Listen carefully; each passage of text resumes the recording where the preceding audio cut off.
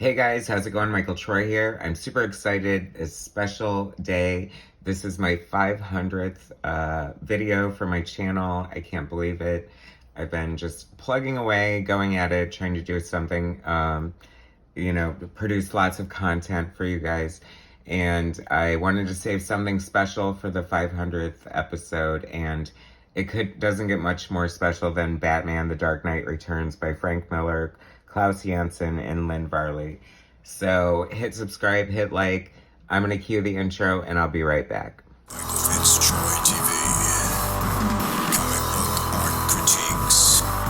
Stories talk in sarcastic ways. Levels and geeky gaze. Aliens comics rule the day. Hurry up and turn that page. MichaelFitzTroy. Alright guys, so this is my trade paperback of Batman: The Dark Knight Returns. I'm not sure if this is like the first print of the reprint or not. I doubt it. I don't know. So this is from 1986, I guess. Maybe this is this is the first printing. So that's kind of exciting. I can't lie, I kind of missed the boat. Like, I remember the ads for Dark Knight, and I was so young and kind of immature in my comic book taste, and I didn't really know what it was about. Then, of course, once I found out, it was too late, sold out all over the place, and I was happy to get the trade paperback, and I love it. You can see, like, the spine looks terrible. Obviously, I've read this more than once or twice. I haven't read it in a long time, but it's forever burned in our brains. Right, kids? Anyway, so exciting. Batman: The Dark Knight Returns. I mean, it doesn't get more classic than this. This is always touted as one of the best comics of all time, and deservedly so. This trade paperback is pretty cool. It has an introduction by Alan Moore, interestingly enough. This book really is the sum of all its parts. Frank Miller's story in pencil's genius obviously changed the face of Batman forever. I think that Batman will always be indebted to what Frank Miller brought to the table as far as Batman's concerned. Klaus Janson inks, finishes. He's such a great artist. He worked with Frank on Daredevil, and their chemistry here is just amazing, and the book looks totally gorgeous. And, of course, Lynn Varley, the colorist who's worked with Frank on a lot of great projects. And she just, this was just so innovative and different at the time. And I feel like, it sort of set the standard for what people would try to do as far as storytelling and their depiction of Batman and just gothic noir, I guess, in a way. So it was originally presented in 4 chapters. It's so interesting. I think one of my misgivings about it, probably when I was younger, was, 16 panels on a page is kind of a lot. But it's, once you, like, develop your artistic instincts and knowledge, you realize what a great device it is for storytelling. And Frank is just, pacing this amazingly and just, like, taking the reader on a ride from, like, panel 1 all the way through.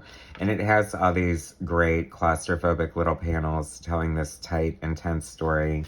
And then we get a lot of it's told through newscasts and things like that. It was just so cool at the time, and I just remember being completely blown away. There are so many things that Frank would lean into, and, this is pretty much him sort of, just breaking out and maturing as an artist and a storyteller. And he's like 29 or 30 years old when he's doing this, and he tells like the epic story of his career. And his age is kind of important because it was sort of the catalyst for the story to begin with, because he realized that, superheroes never age. Batman's always 29 or 25 or whatever he is. And, obviously they do that because, Batman can't be 80 years old right now and still running around. I guess he could be, look at Madonna, right? But, So Frank was like, man, I'm older than Batman, that sucks, whatever. And then the idea sprang to him, like, what about doing like an aged Batman who's kind of retired and at the end of his career, and he gives him reason to come back. And a retelling of the Bat origin, of course. It seems you can't do a Batman story without telling it. I joke that, like, if I see it one more time in the movie, I'm going to grab the gun out of the guy's hand and shoot the Waynes myself, just because I'm so sick of seeing the origin over and over again. But I suppose it's important to the mythos of Batman, and, you know, I mean, that old adage, like, it's someone's first movie, it's someone's first exposure to Batman, so you kind of need the whole kit and caboodle behind it. There are just so many great elements to this art. I just love little things, even just like this, like on all the page, and then there's this tiny use of zipatone. I just love the attention to detail and the thought. I just think that Klaus Janson just puts in so many little flares and details and so much care into his finishes that, you know, there's a reason he's been in the business for decades and decades and decades. Don't want to make him sound too old, but, you know. It's funny, this cover's so iconic. It's been done a million times, homaged and parodied. Carrie Kelly, I was so loving the addition of, like, a female Robin that just seemed so cool and different at the time. And then, you know, he gives us all these, like, pages with these, like, claustrophobic 16-page panels. And then, bam, we get this gorgeous, like, splash page of Batman just in all his glory, looking totally fantastic, looking so cool and iconic. I'm a fan of the yellow symbol behind the bat. I don't know how everyone else feels about it, but, I mean, it just sort of feels like Batman to me, you know? But I guess the Batman Adam West TV show and the Super Friends were my first real introduction to Batman, and so those visions will always hold a special place in my heart. Not that I mind the Batman without the yellow symbol behind it, because that's fine. Here's Joker. I mean, it's also hard to tell a Batman story without Joker. It's like, sometimes I feel like the Joker is so way overdone, especially, like, in his own series and stuff. I don't know if, I mean, people say it's good, but I feel like that's more of a Commissioner Gordon book. They should have just made it a Commissioner Gordon book. But people would probably more likely buy a Joker book, I'm guessing. But anyway, Joker is the yin to Batman's yang. Look at this gorgeous, I mean, this art is just gorgeous. I mean, this presents Gotham in just, like, such a glorious way. I always love this. This is so cool, like, this netting over this. I mean, and this is, you know, before digital. I think Lynn Varley's painting or airbrushing the art, which was, like, super cool at the time and just gorgeous. But it's funny because unlike the early days of digital coloring, like, if you look at a lot of the image books, some of it looks very dated and really oversaturated. I mean, you know, exciting bells and whistles, special effects, and a lot of flair, but it just sort of lacks the timelessness that I feel this palette has, which is so interesting because if you've read Dark Knight 2, you know that it's very different. Like, it's continuously slammed because the art is a lot more rudimentary. Frank's inking himself on it. I think him and Janson are both inking on this, and Janson doing a lot of finishing. But it's funny because at the time he's also working on, like, Elektra Assassin and, like, crazy stuff. I mean, could you imagine doing two, like, magnum opus projects, like, at the height of your career simultaneously? I mean, but I guess when you're hot, you're hot. I always thought that was a cool reveal here too. You know, and now, of course, I recall spoilers. You know, Batman saying, "Why do you think I put a target on my chest?" Because he has a bulletproof vest underneath or whatever. And so making sense of somebody putting a big target on them. I mean, damn design, right? Book 2, The Dark Knight Triumphant. Carrie Kelly suiting up. it's funny because Robins have had mixed experiences through the years, and they're always so eager to be Robin, and Carrie Kelly was no exception. Boy, she was a cool Robin. I really loved her. There were just so many great, like these, I think they called them mutants, were just a fun look and aesthetic to the book. I love their Cyclops visors. And this is really just, you know, it's weird because people, you know, debate whether this is better than Watchmen or Watchmen is better than this. And I think they're so different and so important in their own rights that there's definitely room for both. So why make us choose? I've always loved this splash page. It's so gorgeous. That would make such a great poster. Perhaps it was. Perhaps it was. This is so cool, too. This looks like very classic blah, blah, blah, blah Batman to me. And to everyone else, right? Because it looks just like Batman. Frank Miller. Man, I wonder if he has any more, like, one last ditch great project in it. It feels like he's been stagnant for so long. You know, I think last I heard, he was possibly working on like a Western Sin City, which would be very cool. I'm always down for different approaches. I welcome it. If anybody could nail a Western, it's got to be Frank frickin' Miller, right? Another great splash page. See, it's so great. It's like, talk about like storytelling technique and just building up to something amazing. Like, you have, like, nothing, and, like, this intense story going on, and then, bam, you're, like, gifted with this gorgeous full-page shot of Batman. I just love the glee on his face, too. It's funny because he's so dark and brooding, and I love those moments and glimpses where, you know, of course it shows his psychosis a little bit, but the absolute joy he takes in being Batman. Perhaps that's a part of it that people never address, you know. Someone sort of ruined, not really, but pointed out to me not too long ago, which I'm sure is a philosophy that's come up over the years, that, you know, why does Batman spend all this money on, like, you know, his gadgets and his Batmobiles and his tech and all this stuff, and when he could, you know, as a billionaire, just be a philanthropist and do much more for society, probably by not being Batman. But maybe he likes it. How do you like that?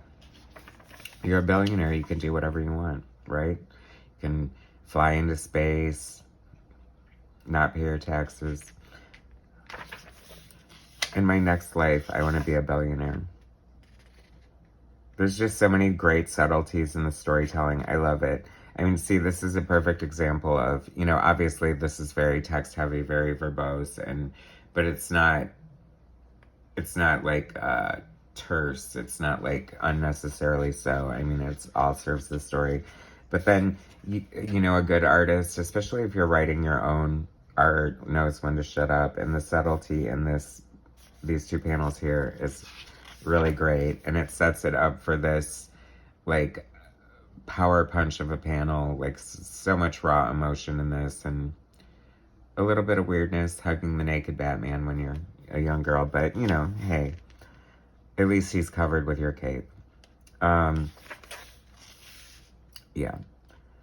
Is the Joker still in jail? Where is he? That's such a great shot there. Talk about great use of negative space, spotting blacks. I mean, this really is, like, entertaining, and if you're an artist or a writer or a creator of some sort, it's kind of an education in itself. I mean, showing how to do great pacing and storytelling. I mean, that is obviously, you know, I mean, the look of it is aesthetically pleasing. I do love it, the way the art looks, and it is super cool. I always thought that was cool too. But, you know, it's not like pretty and beautiful like Art Adams or John Byrne or, you know, somebody, I guess, more quote-unquote traditional, perhaps, but there is just something about it. And then there's swastika boobs. Well, you know, it wouldn't be a Frank Miller comic if.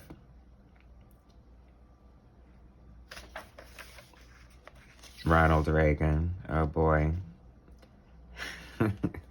Heaven forfend. So much greatness. It would have been nice to, I don't know.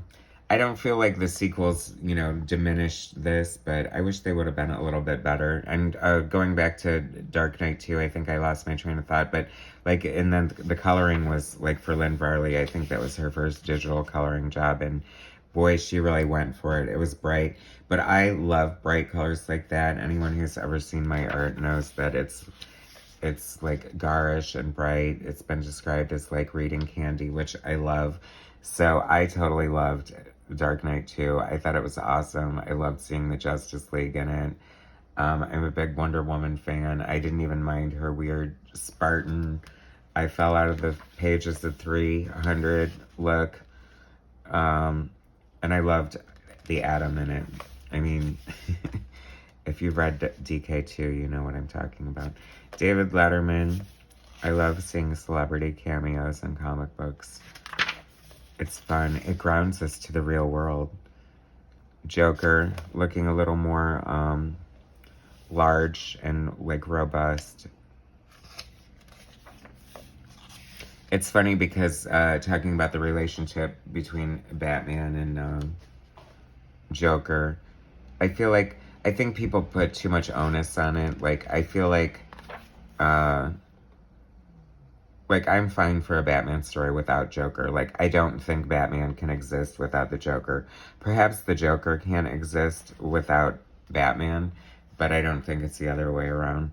And as much as I do like the Joker, I'm not into them having this lover-like relationship or this sort of, I don't know, unrequited love or whatever people want to put on them. But I just think they're two psychos who like to beat the shit out of each other. How do you like that? Anyway, I love this picture right here, all these great faces. There's just something so cool about this panel in general. That's the great thing too. It's some of these small panels could easily be a splash page. They're just so cool and epic in scope. And Superman, he did kind of ruin Superman, making him a tool for the government. I mean, I guess that's a great possible scenario, right? But Supes wouldn't do that to us. But I think he makes up for it in the end. Oh my God, Wonder Woman, what happened? You look terrible. I don't even think Wonder Woman is in The Dark Knight Returns. No, I would have definitely remembered that. I think it was just Supes and Batman. No other ancillary characters from the DCU. Splash pages. Awesome. I love it. So much fun. What a great book. I mean, we as fans are so lucky to have this. I mean, it's weird. It's I wonder, if somebody was looking for a recommendation for, I want to start reading Batman comics, what should I read? Would you give them The Dark Knight Returns? I don't know for sure. It's kind of weird because it comes at such a strange point in his career.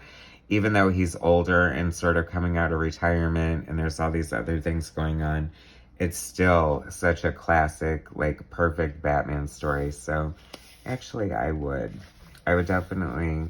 What do you guys think? Please feel free to leave in the comments. I love to hear from you guys and hear what you have to think and your opinions and your thoughts on my opinions. But, what Batman book do you think would be a good starting point?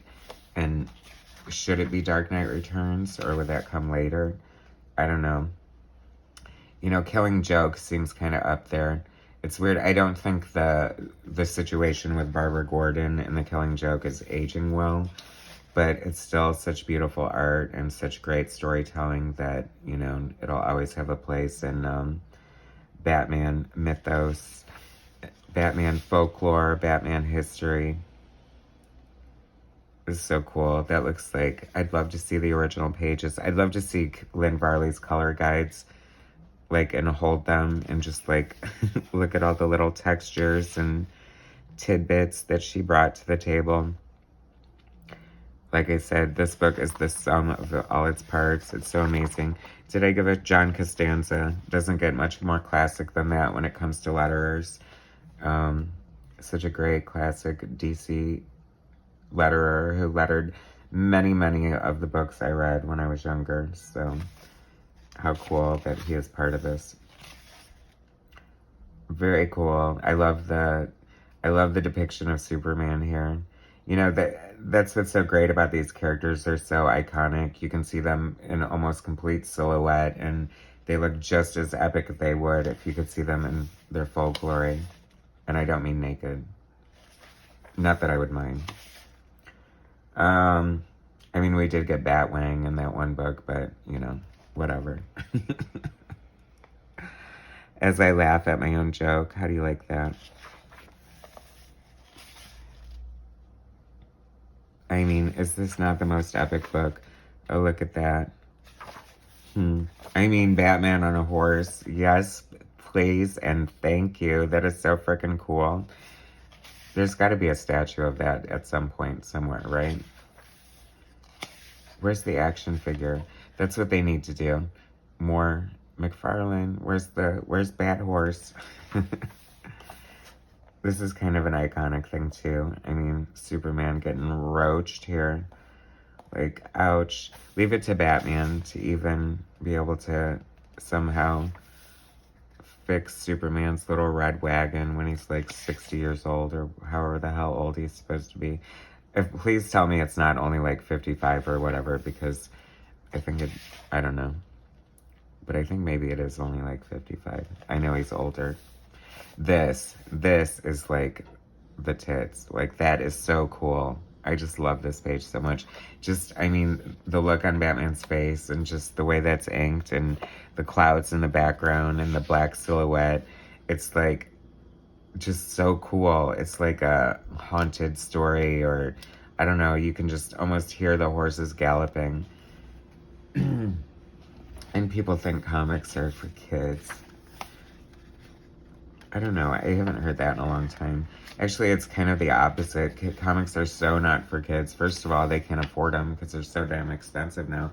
Like, I'm so glad I grew up in the era I grew up in when comics were affordable. I mean, I had to have gotten like probably 8 or 10 new comics a week when I was younger, and I would have never been able to afford that at like $5-6 a pop. Give me a break. Like, and then they wonder why there's no audience for comics. It's a niche market, and it shouldn't be. I don't know how to fix it, but there's ways. This is so cool, of course. Zack Snyder famously lifted this panel. I do appreciate that about Zack Snyder. I mean, some people might argue that he's ripping it off or whatever, but I think it's a pretty awesome homage to, like, recreate an iconic panel from a comic book in a comic book movie.